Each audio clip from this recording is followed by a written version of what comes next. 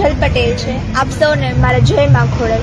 આજે હું અહીંયા કાગોળ આવી હતી માના દર્શન કરવા અને હર્ષભાઈ સંઘવીને અમારી રજૂઆત કરવા, પણ અમે રજૂઆત કરી તે પહેલાં જ અમારી અટકાયત થઈ ગઈ હતી વીરપુર પોલીસ દ્વારા, અને અમારી રજૂઆત પણ બીજી કાંઈ નહોતી। કાલે આવી જ રીતે મારા મમ્મી અને મારા 3 આંટીની અટકાયત થઈ હતી જેતપુર મામલતદાર દ્વારા। અમને ઉપાડવામાં આવ્યા હતા છાવણીમાંથી। અમારી કોઈ બીજી માંગ પણ નહોતી, અમારી 3 માંગ હતી જેમાં અમને ન્યાય મળી શકતો હતો, પણ અમારા ખોડલધામના આગેવાનોએ અમારું એ ન્યાય પણ અમને ન મેળવી દીધો।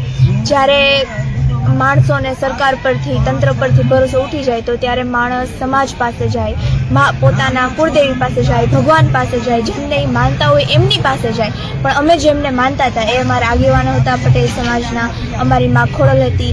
જ્યારે માં ખોડલધામ, જ્યારે લેડીઝો ખોડલધામમાં જ સેફ નથી તો એની જવાબદારી કોણ લેશે? કોણ છે તેનું જવાબદાર? કાલે જે હરકત પોલીસે મારા મમ્મી અને આંટી સાથે કરી તેનું જવાબદાર કોણ છે?